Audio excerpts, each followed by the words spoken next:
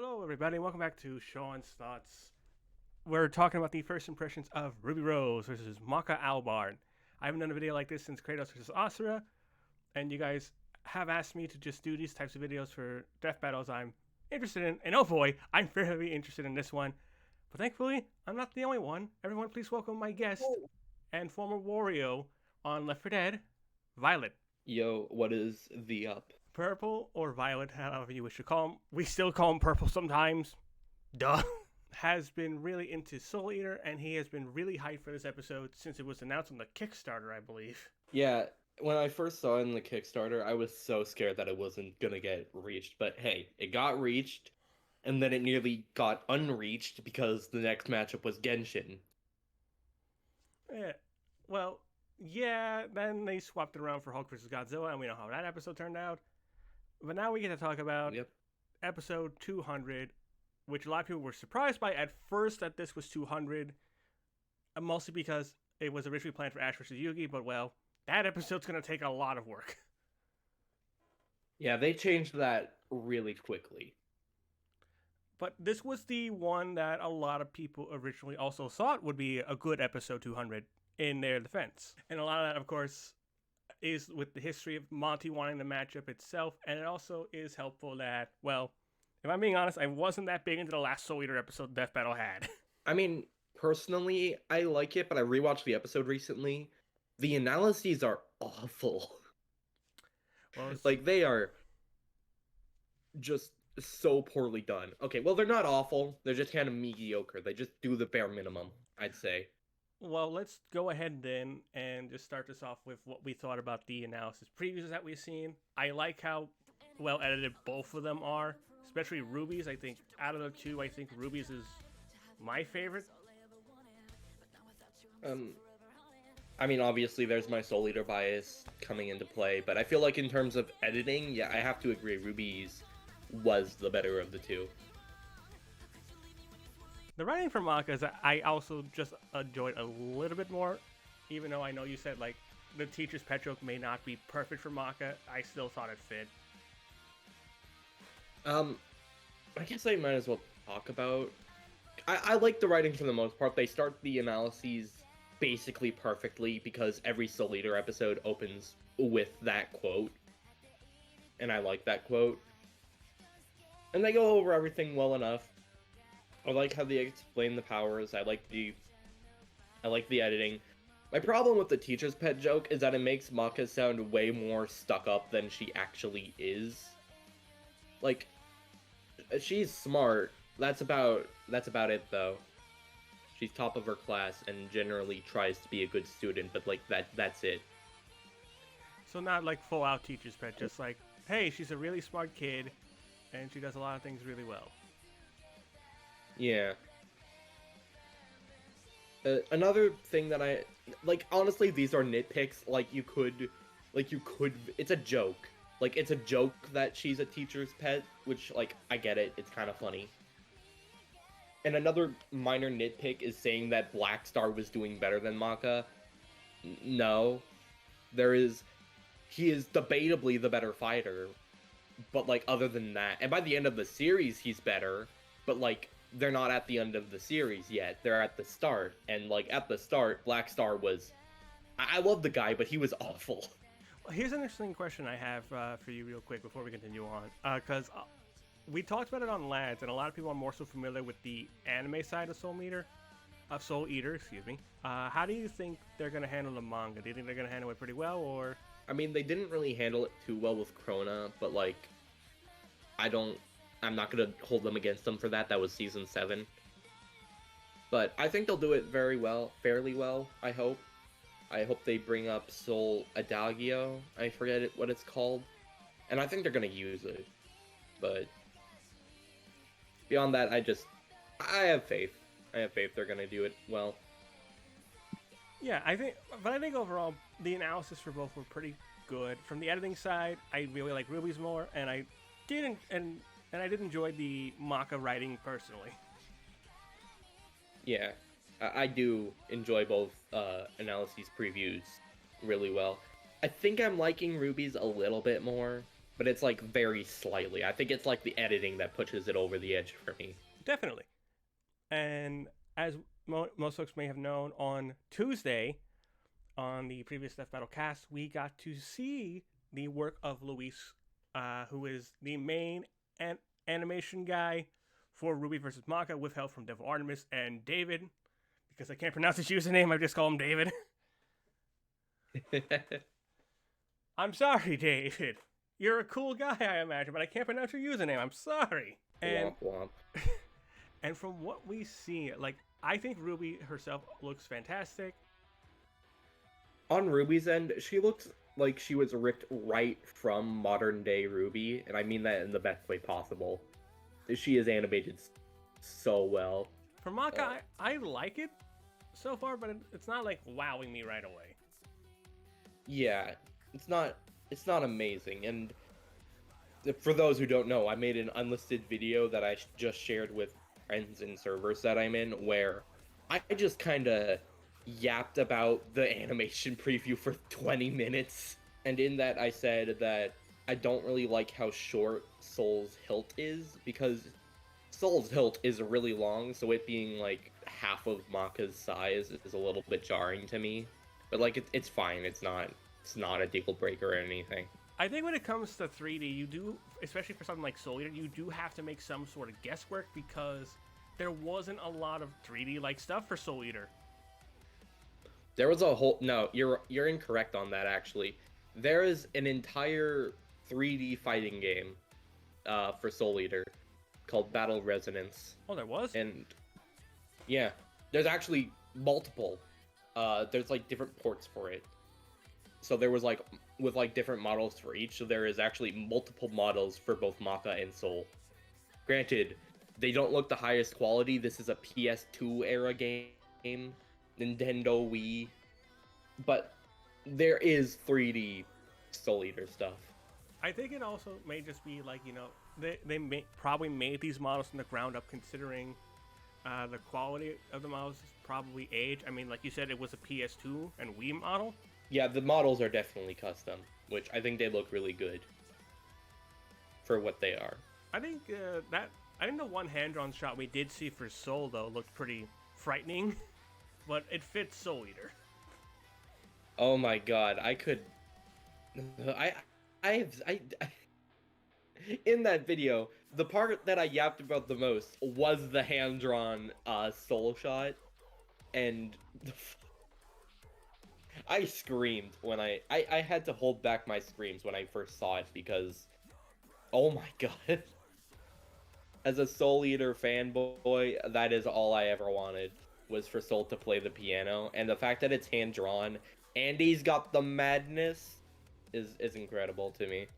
Yeah, just because also that was drawn at that part of the trailer does not mean that's the part that we're going to see right away. Because, like, yeah, when they make these trailers, they just pick different parts of the animation to choose from. Yeah, it's definitely going to be a bit later in the fight. I imagine he's playing the piano to use Soul Adagio. Basically, what Soul Adagio is that Soul plays a piano in like opposite tune to someone's wavelength to like disable their soul abilities, and I think that's what he's doing there. And he also just has the madness, because why not? And I just also love the environment they find in. It gives me Beacon vibes, or like Ruby City vibes, basically, is what I'm trying to say. Yeah, it also gives me like vibes of Death City. Like it was gonna take place in like a pretty looking town, like everyone knows that. Yeah, so environment, gorgeous. The models, pretty damn good. The choreography, for what little we did see, I knew it was going to be a challenge for Scythes, but I think Luis did an amazing job with it, from what we do see. Yeah, we haven't... I mentioned this like a while ago, but we haven't really had any characters that like primarily use a scythe. The closest was Goku Black, but he just kind of used it as like a glorified sword. So it's gonna be interesting to see like proper scythe combat, because scythes, even though they're very impractical, they're very cool weapons. Yeah, especially since one is a gun, so there's gonna be some like long range thrown in the mix, of course. One is a gun, the other is a person. Both are cool sides, though. Both are very cool. Yeah, but animation just overall, from the little bit we do see, I'm looking forward to it. I think it looks pretty good. The environments are great. Everything about it is just really great so far. Yeah. I didn't yap about it for 20 minutes for nothing. Well, now we can move on to another part that was shown the same day. We got 3 confirmed VAs for this episode. Starting with, of course, the one people doubted we were getting, but I was pretty confident we would get it. Lindsay Jones is Ruby Rose again. I'm gonna be honest, I don't see how people were surprised by this one. Like the voice actress for Ruby literally said that she wanted to do this, so... A lot of people had their doubts because of Viz Media. They were like, oh, Viz isn't gonna let them do it, but like... My issue with that reasoning was, something Carrie said, was that they were just writing the show at the time. That doesn't mean like they had the VAs do actual lines yet, so... Lindsay was free game at that point. Yeah. And I also imagine that whenever they use Cinder, or like another Ruby character, like they're gonna have their VA as well. Like, it's not a surprise to me that Lindsay's voicing, but she sounds good. You know, she sounds like Ruby. Who would have thunk? To the surprise of nobody. Insert Mr. Krabs' face here. I mean, to be fair, like, all of Team Ruby have had their original voice actresses, although some people still aren't 100% confident with Blake's. They thought it was sound bites. It was sound bites. Okay. The point I'm trying to make is that, technically speaking, we are getting all the VAs for Team Ruby to have finally voiced a character on the show, which is pretty awesome, just in general. Yeah. Also, it's kind of funny that, like, the first Ruby episodes they did started with, like, the last letter of Team Ruby, and now we're getting the first letter. Yeah. I don't know if I explained that right, but I think you get it. No, I get your point. And also, to be fair, like, Blake's episode was supposed to be after Yang's, but, well, that got pushed in favor of Optimus versus the Gundam.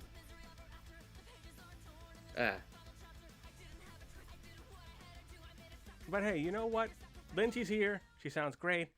And now we're going on to Maka, who normally is voiced by Laura Bailey, is being voiced by Ginger Sue. I think Sue sounds good. I think she sounds like Maka.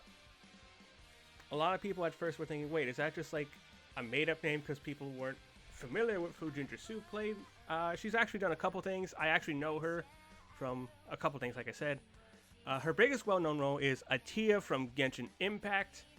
I never played Genshin, but, well, I have friends who talk about the character a lot. I know her from my time at Sandrock, which is like a video game, like, farming thing. Think of it like Stardew Valley, but for builders, basically. I see. But I do like how Ginger sounds as Maka. I think she does pretty good, but I'm not the Soul Eater expert, hint hint. Yeah. She sounds like Maka. I don't really know what to say beyond that, other than I am very confused on why she's saying that line. Cause like, I don't know. Characterization, maybe. I don't. I'll have to see the full episode to like really judge it, because maybe it'll make sense with context, but out of context, it just kind of sounds like Maka's trying to steal the soul of an innocent person. I mean, to be fair, Ruby called Soul her boyfriend. That's true. That line's just funny to me, even because like I imagine the interaction like afterwards gonna be like, well, he's not my whatever. Speaking of Soul, yeah, he is voiced by John again. Yeah, he's the guy that voiced Ragnarok, right? He was the voice of Ragnarok, yes. Which is very funny on so many levels. And it was also the best part of Venom vs. Crota, was just Ragnarok's lines. Yeah, I really liked Ragnarok, and then I like how they handled him. And we also saw that he was in Death Battle earlier this year as Izuku Midoriya, and also back in Season 7 he was Shoto Todoroki, so Man's got a talent for My Hero and Soul Eater. Yeah, I guess he does. If we ever get a My Hero versus Soul Eater episode, he should just voice both of them. Could you imagine? Dude, that'd be funny. To be fair, they did that before with Kira Buckland back in season 5. It's literally just one line, and there's not really a whole lot to say about the line. It's just, let's go, Soul Resonance. I mean, to be fair, people think, I think it was Kieran, or when they did one line for Bugs, thought they should voice Bugs based off one line. So, kind of the same feeling, I get you. Yeah. But now we can talk about interesting developments that have happened last night, thanks to being confirmed by Brandon Yates. First of all, it's a Brandon track, so that's pretty damn cool. Insert Mr. Krabs face. To be fair, Airwolf also did a Ruby track. Yeah, but like I kind of expected this one to be Brandon. Was that because he did the commission of Ruby Maka? Yeah, that, and it just seemed right. Well, Brandon has confirmed, he confirmed this last night, 2 guest vocalists. We'll start with the minor one. Her name is Mira. She is Mira, M-E-A-R-A. Excuse me for mispronouncing the name. She's a VTuber, but she's modeled after Weiss. That's pretty funny. I think it's also just pretty cool that we're getting a Japanese guest vocalist on this track. It's funny how the Japanese vocalist is considered the more minor one here. Well, you'll understand why, because a lot of people were speculating about it, and they were deep down hoping Brandon could do it, but Brandon motherfucking Yates got Casey Lee Williams. Yeah, that surprised me too. It surprised everybody I knew that Brandon got Casey, because people, they weren't sure if he was going to get Casey, mostly, and it wouldn't have been the biggest a deal, because as we saw in Thunder Shroud, Lady Hiko and Tiggs sounded pretty damn close to Casey in the vocals. Yeah, I expected it to be like the same person who did the commission track for this matchup. I didn't expect it to be Casey. But Brandon pulled the Brandon magic. Oh, Brandon, you absolute madman. Now note that the song in the trailer is not the official song of the fight. It's a completely different song as sung by Probuscus. Shout out to him for deconfirming that myth. That's literally been the case for every single one. The only time they have was with Simone Kyle, and it was just tear a hole in the sky.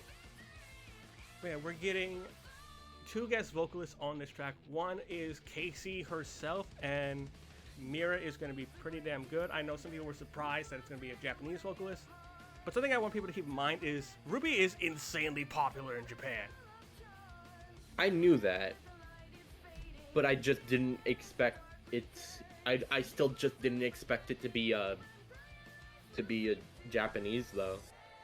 And again, considering like, that I was shocked when Shigaraki versus Mahito had a Japanese track, but I was like, it makes sense in hindsight. But this one, like, I just straight up, I expected it to be a vocal track, because duh, but I did not expect us to get Japanese and English vocals in one. I'm just also looking forward to hearing how she sounds as someone who's never really listened to her work. I mostly know her from like her model and, well, the Max a Few Trades, because, oh, big surprise, the Weiss fan likes the Weiss VTuber. I'm not saying that's a bad thing, in case people were wondering. That's just how I know who this person was when I saw the name. But yeah, having not just the official VA of the official lyricist, for the Ruby soundtracks come on, but also a really big fan of the show just in general, just shows how popular this matchup really is, and just how popular this episode's going to be. I mean, I'll be honest, I don't expect this episode to do well views-wise, but like, in terms of how it's looking, it looks fucking incredible. The way they've been hyping this up has been really well done, and I think every time I hear something about this episode, I just get more and more excited. overall, like everything is looking like this is going to be a really well put together episode. It's going to be a really fun time and a very appropriate milestone for episode 200. Let's hope it breaks the 50 episode rule. I think everything is looking pretty good for this episode. What about you? You are a big Soul Eater fan. You are really looking forward to this. What do you think, just from first impressions of everything you've seen and heard so far? It looks really pretty. They're going to be mixing hand-drawn stuff and 3D, which is the first time it's properly been done since like season 5. Uh, I'm really excited to see how they're going to handle Soul Eater.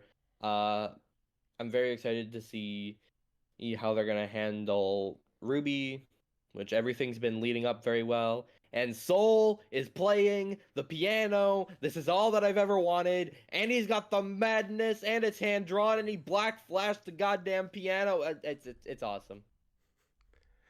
Well, folks, there you have it. Overall, this is looking like a really pretty episode, and both Purple and I are really excited for it. But thank you, folks, for watching. I hope you enjoyed this first impressions video. Purple, first of all, thank you for joining me today. No problem.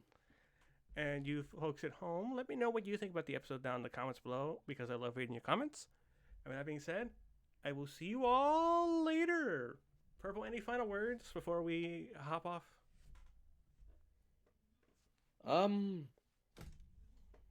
If Excalibur is name dropped, I will drink water. Pretty good wager.